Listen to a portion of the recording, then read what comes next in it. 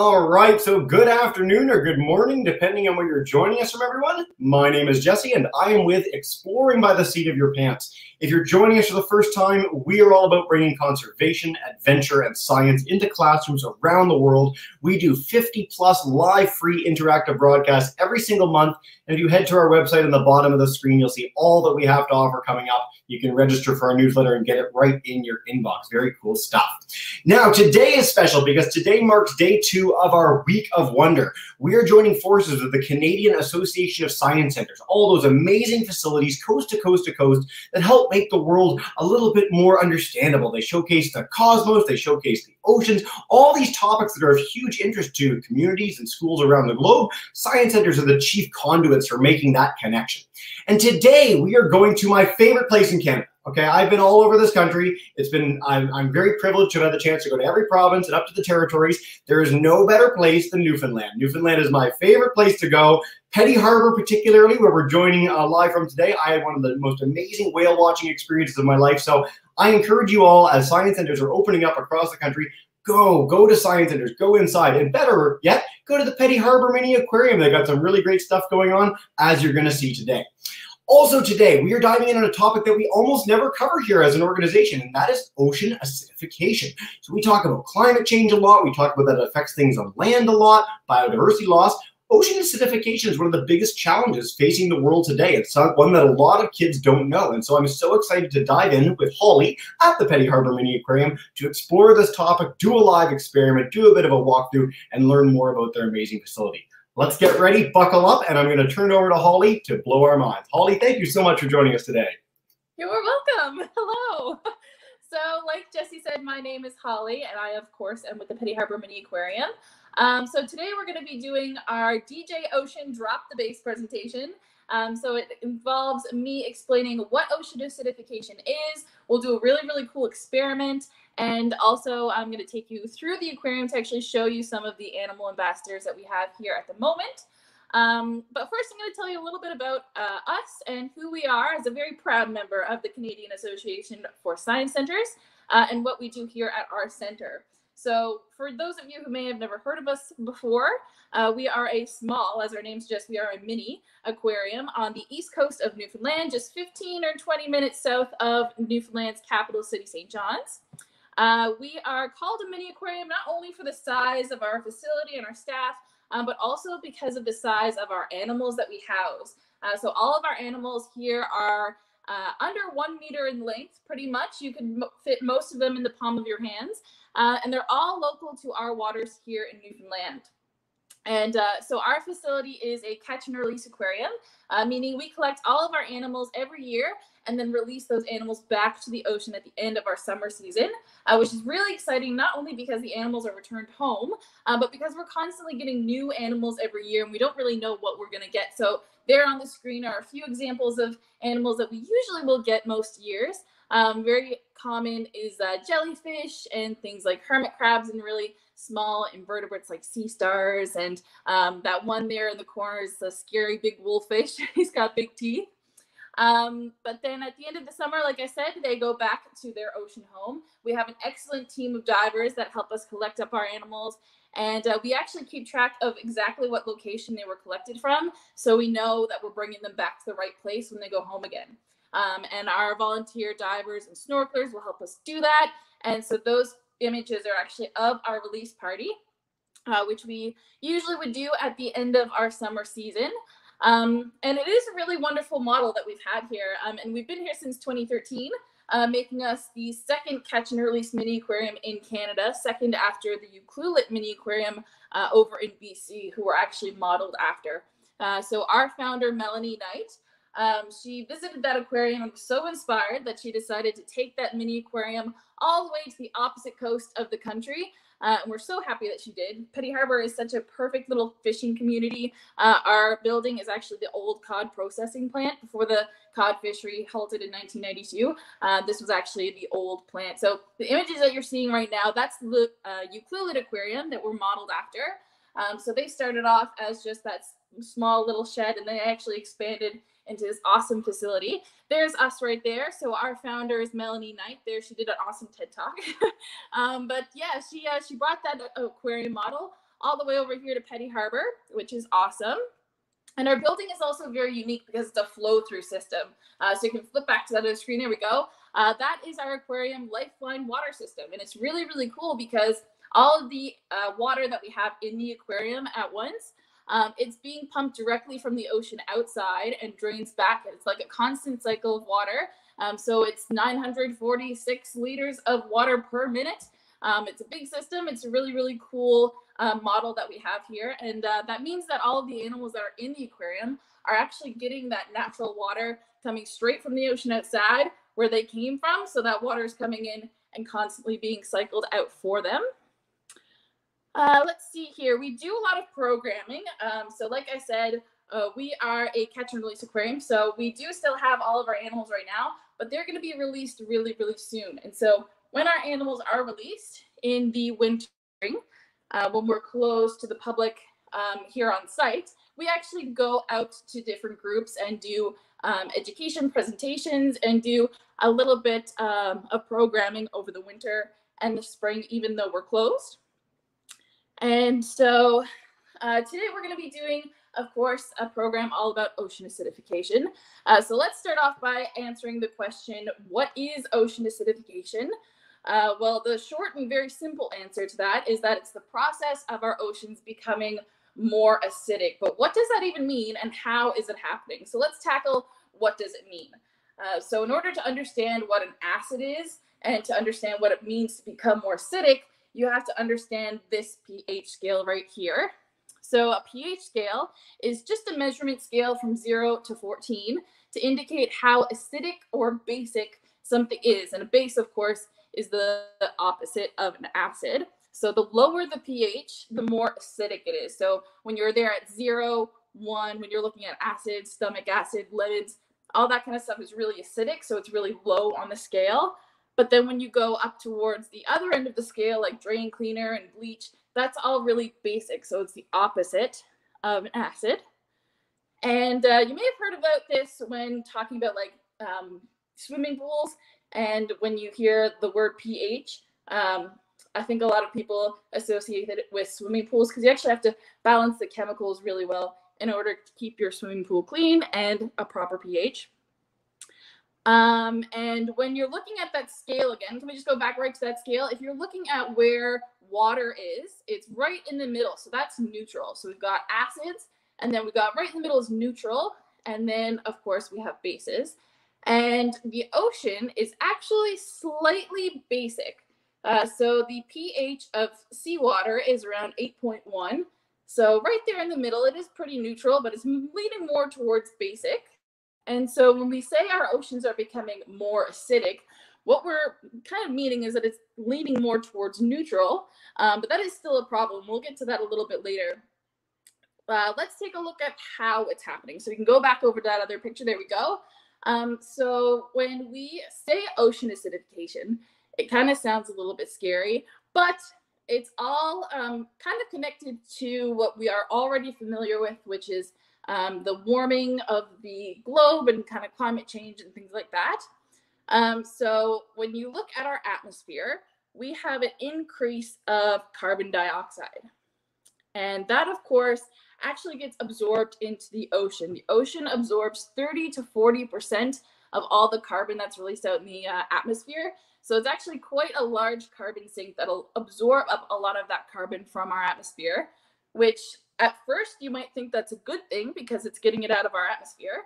But it's actually a bad thing for the marine environment, just as it is in our environment up, not in the ocean. So the increase in carbon dioxide comes from things like fossil fuels and like gas emissions from cars, other sources like natural gas and oil and coal, and all those sorts of things will contribute to higher carbon dioxide in the atmosphere. And in order to show you guys how this works, we're actually going to be doing our experiment.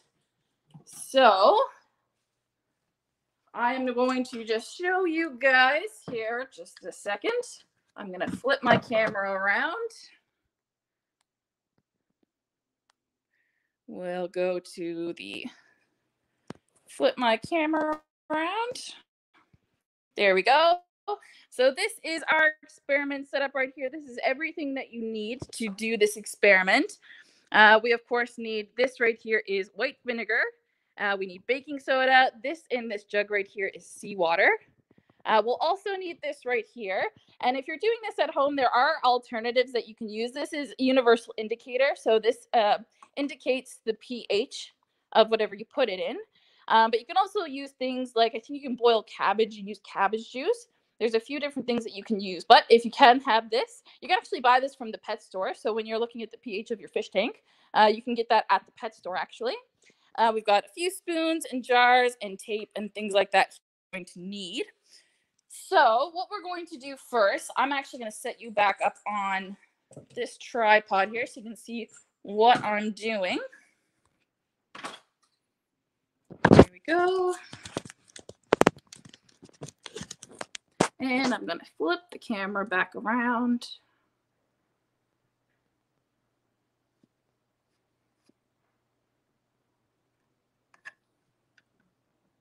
There we go. Can we all see that? All right. We sure can. Looks great. Awesome. All right. So what we're going to do first is we have these clear jars right here. And we are going to put our seawater in those jars. So one jar is going to be our experiment jar. And the other jar is what we call a control jar. So we're not going to be doing anything to the jar. It's just going to be there to be used as a comparison. So when the experimental jar hopefully changes and you can see the effects of the experiment, you can be able to, you'll compare it to the control jar to see how different it actually is. So what we're going to be doing is adding this indicator to our seawater so that we can visually see the change in the pH.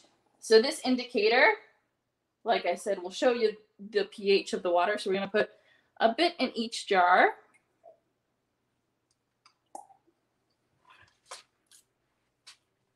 And give it a little stir.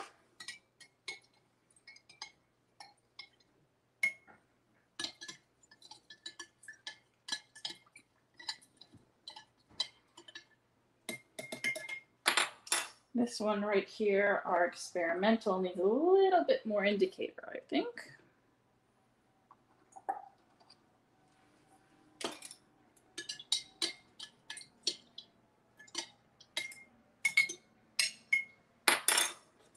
All right, I'm going to move that out of the way. So if we take a look at our pH and the indicator color, you'll be able to see that it's kind of like a teal blue. So in between a green and a blue. So that means that it is right around 8.1. So right in between 7 and 8 here, you can see it's more on the blue side. So that is the normal pH of seawater. So for our experimental jar right here, we're actually going to take a smaller little container and tape it to the inside of the jar. So I'm going to get a little bit of tape right here. And we are just going to put it there at the top and tape it onto the side.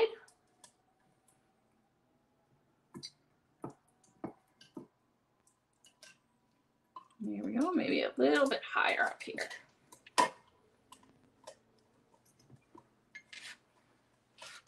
All right.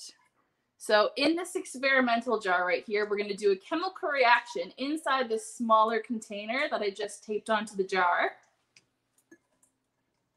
And that chemical reaction is going to be between vinegar and baking soda, because this is a chemical reaction that will release carbon dioxide. So much like in our atmosphere, carbon dioxide is being released. It's going to be released from this jar here. The gas, the carbon dioxide, is going to come out of the jar. We're going to put a lid on top to keep all of the gases inside. And you'll be able to see as this seawater absorbs the carbon dioxide, it'll hopefully be able to change color enough so you guys can see it on camera. But of course, you guys always can do this at home if it's not the easiest to see on camera, but hopefully they'll change enough so that we can see. And we want to make sure that there is enough of a gap between our container and the lid so that the gases can go from the small little container into the larger container. I think I need a new piece of tape. so that it can be absorbed by the seawater. So let's just put another piece of tape on here.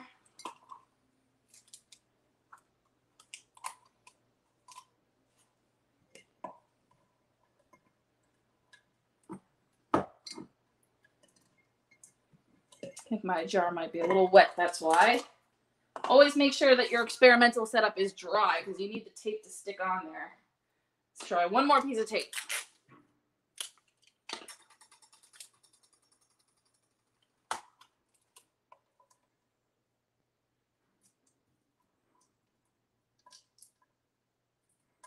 There we go, much better.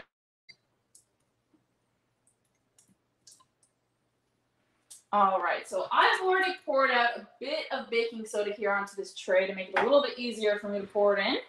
So I'm just gonna grab a spoon and put a bit of baking soda into that experiment container.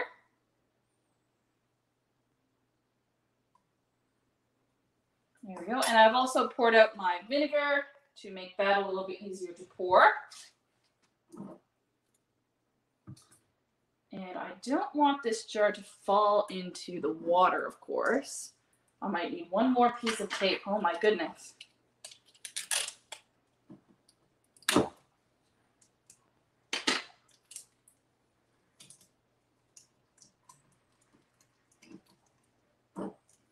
There we go. And we need to be quick with our lid to make sure that none of the gases escape. So we're going to lid that, and we're going to lid our control as well.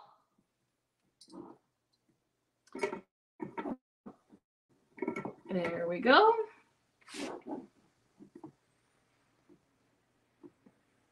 And this also happens over time. So we'll check back in on our experiment after we come back out of the aquarium to see if anything has changed even further. So as our experimental setup is just moving right along right there, we're actually going to be doing another demonstration. But first I'm going to explain to you guys how it works. So basically we're going to answer the question now, why do we care? What changes will this make in the ocean environment, and how does it actually affect the animal? So I'm actually going to get Jesse to throw up one of those, that last slide from that presentation, so you guys can see a little bit better as to what I'm talking about. So the next slide there, so right there. So we have, of course, we already know that dissolved carbon dioxide in the water makes carbonic acid. So that's how the ocean is actually becoming more acidic, because of that increase in carbon dioxide. And there's a little bit more to that chemical equation than just making the acid. That acid can then break down into something called a bicarbonate ion and a hydrogen ion. And the problem there is the hydrogen ion can combine with a carbonate ion to make even more bicarbonate. And bicarbonate isn't exactly the problem. That's not what we're too concerned about. What we're concerned about is that the carbonate ion is being used up to make the bicarbonate. And the carbonate ion is actually what animals need to form hard shells. So when you're talking about animals like snails or crabs or corals, all of these animals that have a hard calcified shell, they actually form their shells using the carbonate that's already dissolved in the water. And the more hydrogen ions there are, the less carbonate there is for the animals to use to harden their shells. So, and not only does ocean acidification make it harder for animals to form their shells, it also affects existing shells due to how acidic the water is. So shells and other calcium carbonate structures like corals will begin to dissolve in extreme conditions. And to demonstrate this, we're actually going to be putting a mussel shell inside vinegar, so a strong acid. And we'll see what the acid does to the vinegar shell. So right here, we've got a jar and we've got this mussel shell. And we're going to just pour some vinegar into this container here. and drop our mussel shell into the vinegar and see what happens. So it doesn't happen very quickly, but basically what will start to happen is there will start being gases released. So bubbles will come up out of that mussel shell. So do you guys see those small little bubbles starting to come right from the most narrow part of that shell right there on the right? So that shell. You sure do. Yeah. There we go. So that shell is going to slowly dissolve in this acid. And so as time goes on, more and more bubbles will begin to form. And of course, this is an extreme condition. So this shell is in just pure white vinegar. So it's not like, you know, in a few years' time, all of our snails and crabs are going to start dissolving. But it does, of course, affect them and how they can make their shells and the shell that they already do have. And this might be a little grim, or you might say, well, what can I do to try to help and, you know, make it such that ocean acidification won't be harming our animals, or at least try to minimize the effect of ocean acidification? And there's actually a lot that we can do, because when we talk about climate change and the things that we can do to minimize our carbon footprint, it's the exact same for ocean acidification. So it's all to do with the carbon dioxide that's in the atmosphere. So things like taking your bike instead of your car, or carpooling, or taking the bus, you know, cutting down on your emissions that way will definitely minimize the carbon dioxide in the atmosphere. You can shop local. So not only are you supporting your neighbors and small businesses, but it minimizes the need for excessive packaging and shipping, which all requires energy and more emissions. You can reduce your consumption, you can reuse what you can or recycle what you can, because that all will cut down on production and, of course, the need for the production of materials and moving of materials. And you can also plant trees. So you can help uptake the carbon that's already been out there. You can plant more trees because, of course, as you know, trees will take carbon dioxide and turn it into oxygen. So not only can you minimize how much carbon gets out into the atmosphere, but you can also help correct the problem as well by planting more trees. And because we're all a little bit more familiar with what we can do to help climate change, like I said, ocean acidification is caused by the exact same thing. So more carbon dioxide in the atmosphere. So you're kind of helping both issues simultaneously by doing these different things to help cut down on your carbon emissions. So with that, I'm actually going to be bringing you guys into the aquarium now, and then we can check back in on our experiments at the very end. So right now I'm actually set up in our lobby, and we are closed for the season right now. So I'm the only one in the aquarium, but let's just take a look. As you're going to explore, I'll just note we've got a whole bunch of folks joining on YouTube. We got some families in Grand Prairie. If you guys want to let me know where you're joining from on YouTube, we'd love to give you a shout out and we'll dive in. But yeah, we're standing at the threshold. I won't keep you any longer, Holly. Go, take us in. All right. So we'll just do a quick little look at our aquarium here. We have a few animals. So this one right here, this is a lumpfish. And so lumpfish are affected. Oops. There we go. Am I back? All right. You're good. So ocean acidification affects lumpfish, as it does with most of the animals that don't necessarily have a hard shell, but they're affected because they have to expend more energy just to metabolize or to regulate themselves in a changing environment. And these fish, as you can see, he's not a great swimmer. They are called a lumpfish for a reason. He's a little bit of a lump, and they have that little sucker right there on the bottom. So instead of swimming around and expending a bunch of energy, these fish actually like to just stick onto rocks using that sucker. And we also have an anemone right here in the corner. And you may know, if you've seen Finding Nemo, they actually have a relationship with clownfish. And clownfish are one of the fish that are really affected by ocean acidification, because there's been a few studies done that shows that it affects their homing ability. And a homing ability is the ability for young fish to be able to find their home reef. And of course, they will live in these anemones as well. And it all has to do with the pH of the water. So these anemones are quite cool. We're going to move back towards back of the aquarium because that's actually where our touch tanks are.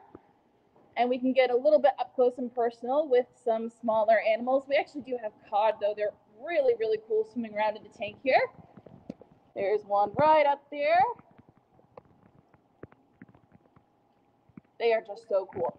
But let's take a look at our touch tank. So in here, we do have a lot of hermit crabs, and they are the perfect example when you're talking about ocean acidification, because not only do they need to harden their own shell, so the hard shell that you see on the claws and the legs, called their exoskeleton, they also need this hard shell right here. And this shell is actually a snail's shell. So the hermit crab is not the animal that creates that shell.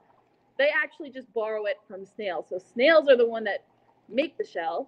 And then when the snail is all done with it, the hermit crab will move in and take over. And they're actually quite shy. You can see he's kind of hiding away in that shell. But usually when you put them right back in the water, they'll come back out. We also have sea urchins. And they are these really hard, spiky animals. So of course they use calcium carbonate to make their shell. And so they would be competing with all of those hydrogen ions for their carbonate. And they can grow and grow and grow that shell. So they're constantly needing that carbonate out of the water to make that hard shell.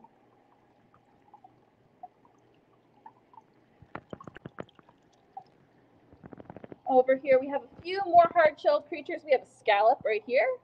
We have some smaller hermit crabs.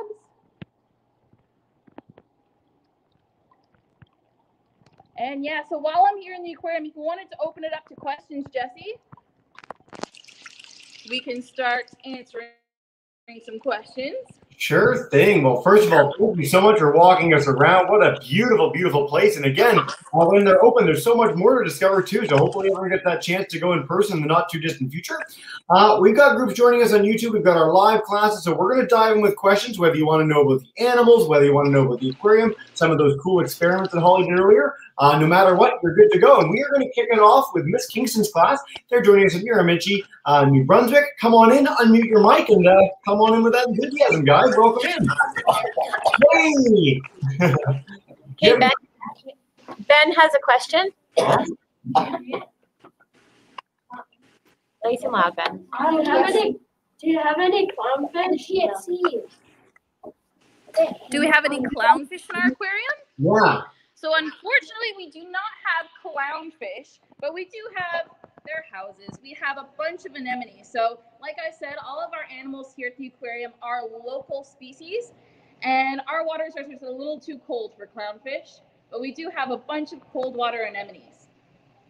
Very cool, guys. One of the things you mentioned that you do have that I absolutely love is this jellyfish thing. I know when I went to Newfoundland, I saw them right on the coast, and it blew my mind. I truly had no idea we had jellyfish that far north when I went a few years ago for the first time. So keep those animal questions coming. We already have a few on YouTube as well.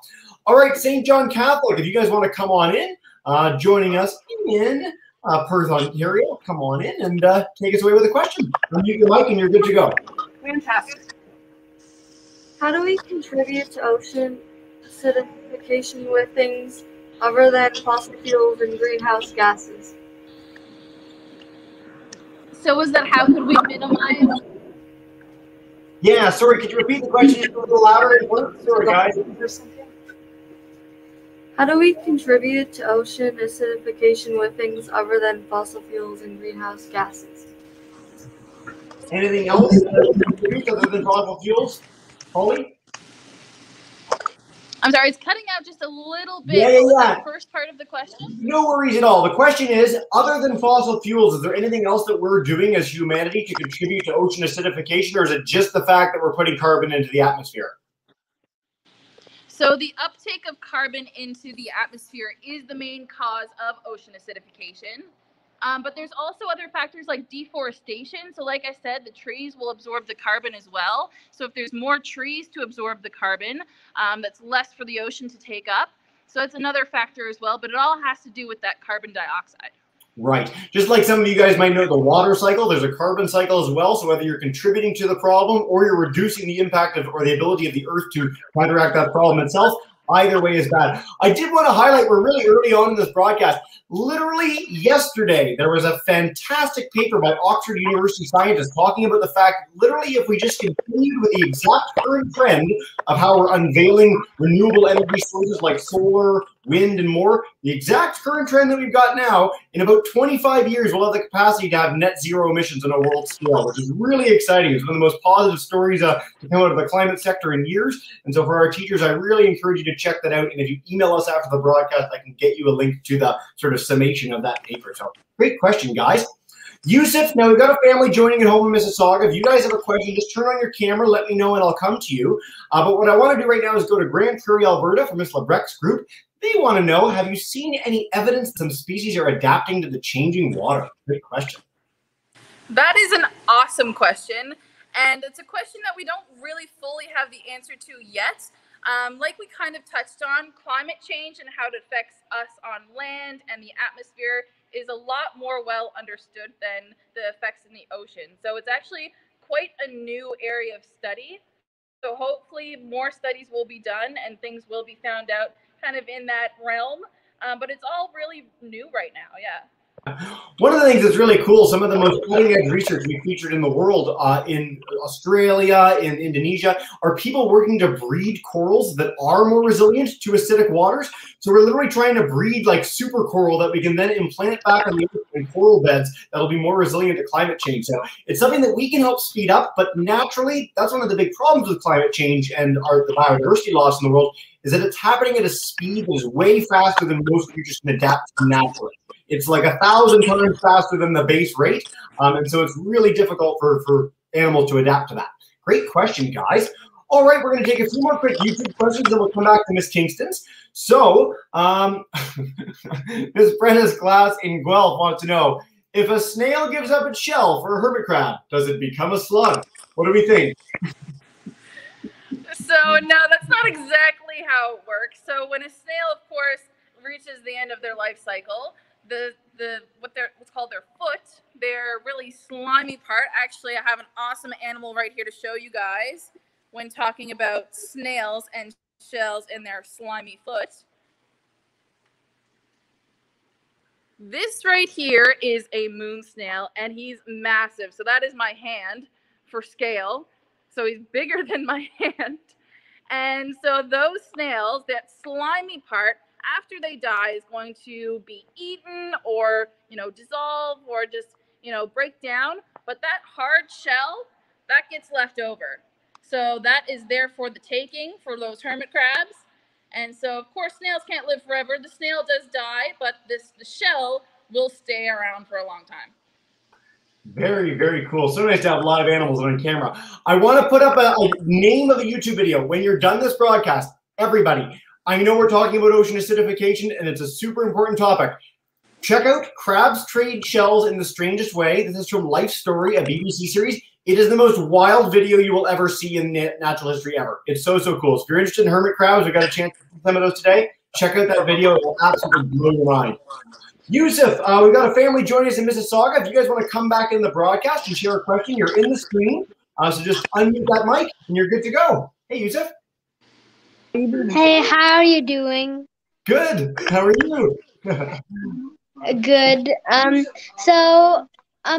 My question was, do you have a grown-up hermit crab? Because there's a hermit crab that's really big.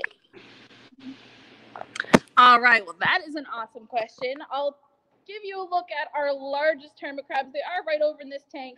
So if we look at our touch tanks, we do have our small little hermit crabs. So that guy is pretty small. And our largest or most full-grown hermit crab would be over here in this tank. So these kind of larger ones right here, this would be about the biggest that we have them here in our waters in Petty Harbor and here in the aquarium. He's, of course, hiding away in a shell right now. But that's pretty much as large as we see them here at the mini aquarium. Awesome. Great question, Yusuf. All right. Miss Creamer's class, St. John, New Brunswick. They have a whole ton of questions. They want to know if the species in our water, so water off New Brunswick, water off Newfoundland, do they migrate for the winter? This is something that we deal with on land animals a lot. Are there migrations in the ocean? So yeah, a lot of animals actually do migrate with the seasons, including things like whales. So they'll actually migrate, they'll have their feeding season. So there's a time during the year that all they're doing is feeding and building up their energy, and then they actually migrate to colder or warmer waters. Things like crabs and lobsters do that as well. They migrate vertically though, so they don't exactly go distances that we're familiar with here on land. They actually either go more shallow or deeper depending on the season. So yeah, they do migrate. Yeah, I love that you mentioned the vertical migration. So honestly, people should look this up too. Vertical migration. So all the creatures that live way down low, they sort of avoid the predators at the surface during the day, and at night they come up, is far and away the largest migration on Earth by huge orders of magnitude. It's so amazing to think of the billions and billions, if not trillions of animals that come up every single night. So great question, guys. All right, Miss Kingston's class, we're coming back to you guys, Miramichi. Unmute that mic. You're good to go. And then we'll head to St. John Catholic in a minute for another. Hey, New Brunswick. Hi. Go ahead, Robbie. What's your biggest animal in the aquarium? So right now, our biggest animal in the aquarium would probably be, we actually have a very, very large lobster, but he is hiding away in his den at the moment. But if you can look very closely, you can see his claws. So this lobster was found in Petty Harbor earlier this summer, and it's estimated 15 to 20 pounds. He's a massive lobster, and that would make him anywhere from 70 to 100 years old, we're guessing, because some of the largest lobsters that are found, they can be over 100 years old. So lobsters don't exactly age like we do, and the only way that we could really know how old the lobster is to actually dissect its eye stalk. So we're not going to do that, of course.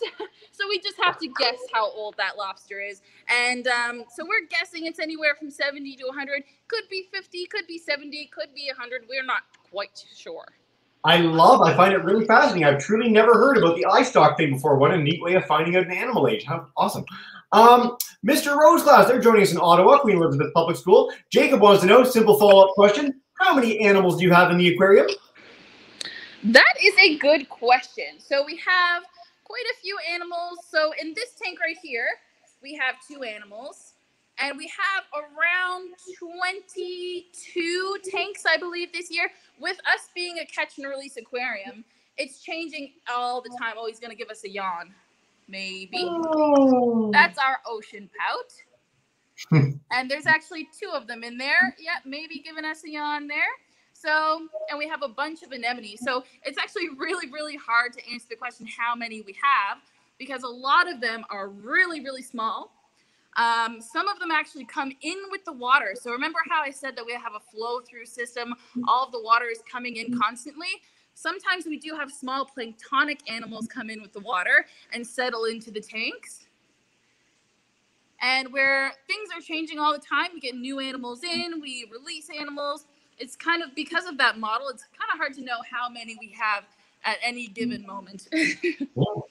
Great answer. All right, we've got time for 3 more questions. Time flies and you're having fun, people. St. John Catholic, come on back up in Perth. If you guys have one more for us, just unmute that mic and you're good to go. How can we help stop this from getting worse? Excellent question. That is an awesome question. Yeah, so like I said, it's tied into how much carbon dioxide is out there in the atmosphere. So things by like cutting down on your carbon dioxide use, or, you know, the emissions that you personally make from your car, or the production in your house and things like that, and energy in general. And also planting trees to absorb up that carbon as well. So there's a lot of things that you can do. Even if you were to, let's say, Google what can you do to minimize your carbon footprint or help with climate change, it's all the same issue. So there's a lot of resources online if you're really keen on looking at all these different ways, there's a bunch of them. Yeah. One thing I'd like to add, just because it's very salient today, is vote. I know a lot of you students are under the voting age, but we all just had a major election across Canada. One positive note, regardless of your political inclinations ahead of time, is the Liberals, who just got elected back in.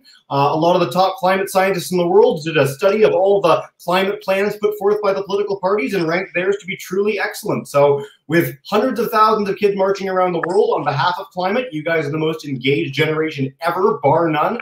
And you really know the facts and are doing positive stuff. I think that's a really heartening sign. So as you get older, vote for parties that take priority and think about these things in a serious and meaningful way, because that'll be the biggest way that you can make a difference outside of individual actions you can do as a person or as a family. All right, we've got time for 2 more questions. Yusuf, I'm going to come back to you, and then we'll wrap up with one from a YouTube group before ending our broadcast. Yusuf, come on in. Has there been any effects on acidic water on jellyfish? On jellyfish, so that is a really good question. So we'll come over right back to our anemone, because anemones are actually like upside down jellyfish. So they have their tentacles on the top instead of the bottom, and they just stick onto the bottom. And because they are so soft, like they don't have that hard shell necessarily, but it affects everything in the ocean, because kind of like when it gets really, really cold outside, we're a little bit more sluggish and we don't want to go anywhere. We're just going to bundle up in blankets. The animals will also adapt to their environment. So if the pH is changing, they have to change their processes, how they work, in order to regulate themselves. So these anemones, like I said, they're affected because of the clownfish, and the jellyfish, they're also affected because of the pH in the water as well. It's very similar. Yeah. Great question, guys. I'm going to ask this question for a shameless reason. It's because I want to tell a little bit of the story beforehand. So the question from Ms. Kramer's class is about if you guys have sea cucumbers, which we'll get to in just a second. Just look up sea cucumbers when you're done this broadcast. I've got you looking up a lot at this point.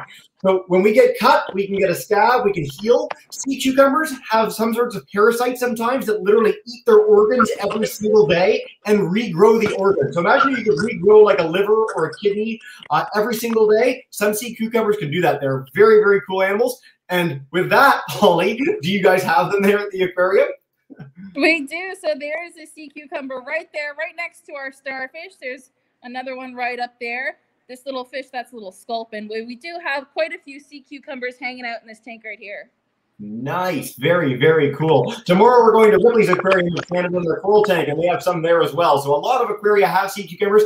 They can be easier to care for than a lot of the more, I guess, complex animals like bigger fish. So glad we got that question, guys.